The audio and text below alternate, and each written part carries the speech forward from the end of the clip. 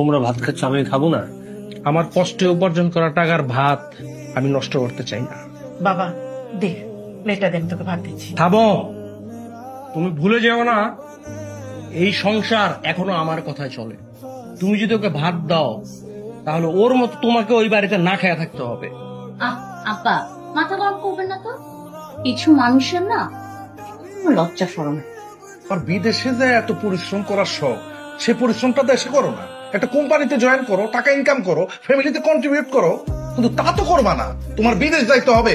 মামা একটা সিগারেট দেন। সিগারেট নাই? তাহলে এক কাপ চা দেন। চাও নাই? আগের 1250 টাকা পাই, ওই টাকা দিয়া তারপর ওটা চার দিবেন। ফোন ভাই টাকা দেন চিন্তা যাই। এটা কি হলো মামুন ভাই? আমি তোমার কাছে সিগারেট ছিলাম, তুমি আমার বলে সিগারেট নেই। এখন এই লোকটা চাওয়ার সাথে একটা সিগারেট দিয়ে দিলে, এখন সিগারেট কই পেয়েছো? সিগারেট বাকিতে বেশি না, আগের এই টাকা রয়েছে।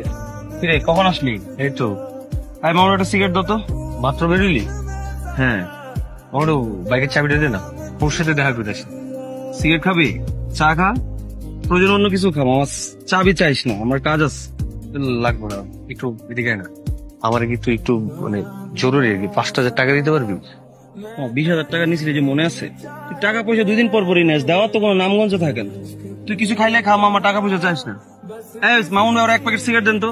না লাগবে না, থাক। তো আর্জেন্ট ডাকলা যে? তোমার কি চাকরি হয়ে গেছে? দেখছো, আমি তোমাকে বলছিলাম না যে তোমাকে দিয়েই হবে, খালি একটু ধৈর্য ধরো। কিছুই হয়নি। কি হয়েছে? গতকাল রাতে তুমি কোথায় ছিলে? কোথায় আর থাকবো, বাসায় ছিলাম। আরেকবার সুযোগ দিতেছি, সত্যি কথাটা বলো, কোথায় ছিলে? আমি কি মিথ্যা কথা বলতেছি নাকি? সত্যিই তো বলতেছি।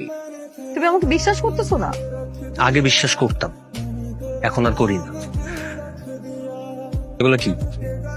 তুমি এগুলা কোথায় পেয়েছো?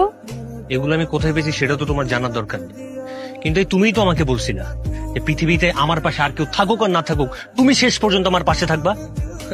এই তার নমুনা। রাকিব, তুমি আমাকে ভুল বুঝতেছো। আমি তোর ভুল বুঝাবুঝি তুই তোর কাছে রাখ। আমার বন্ধু বান্ধব আমার আগেই বলছিল তোর মতো একটা থার্ড ক্লাস মেয়ের সাথে প্রেম না করতে। আমি তো শুনি নাই সবকিছুর বিপরীতে যে আমি তোর সাথে প্রেম করছি, আর তুই আমারে কি দিছস? এইটার নমুনা। এই, অনেক হয়েছে, অনেকক্ষণ ধরে বলতেছো। আমারও কিন্তু এতদিন ধরে অনেক কিছু বলার ছিল, আমি কিন্তু কিছু বলি নাই। এই, বয়ফ্রেন্ড হিসেবে তুমি আমার জন্য কি করছো? হ্যাঁ, জীবনে কোনো একটা গিফট কিনে দিছো? সেটা তো দিতে পারো নাই। করছোটা কি? পার্কে বাদাম খাওয়াইলে আর ফুচকা খাওয়াইলে বয়ফ্রেন্ড হয়ে যায়? শোনো, বয়ফ্রেন্ড হওয়ার কোনো যোগ্যতাই তোমার নাই। আজকে থেকে তোমার সাথে আমার ব্রেকআপ। তুমি আমাকে আর কোনোদিনও নিজের গার্লফ্রেন্ড হিসেবে দাবি করতে আইসো না। আর আমি তোরে কি গার্লফ্রেন্ড হিসেবে দাবি করবো? তুই আমার বয়ফ্রেন্ড হিসেবে দাবি করিস না। আর তোমার এই চেহারাটা কখনো আমি আমার চোখের সামনে দেখতে চাই না। শোনো, সময় আমারও আসবে, আর সেই দিন আমি তোমার চাইতে 1000 গুণ ভালো একটা মেয়ের সাথে প্রেম করে আমি তোমার দেখাই দেব। হঠাৎ আমার অফিসে শুনলাম কয়েকদিন আগে তোদের অফিসে নাকি একটা পোস্ট খালি হয়েছে। তুই একটু দেখ না, এটা কোনভাবে আমার জন্য ম্যানেজ করা যায় কিনা। দোস্ত, এখন তো আমাদের অফিসের লোক না, পসিবল না। আঙ্কেলের সাথে একটু কথা বলে দেখবি, আঙ্কেল হয়তো ম্যানেজ করতে পারবে। দোস্ত, বললে তো হয় না, পোস্টটা তো খালি থাকতে হবে, তাই না? আর যে লোকগুলো নেওয়ার কথা ছিল ওগুলো নেওয়া হয়ে গেছে তো।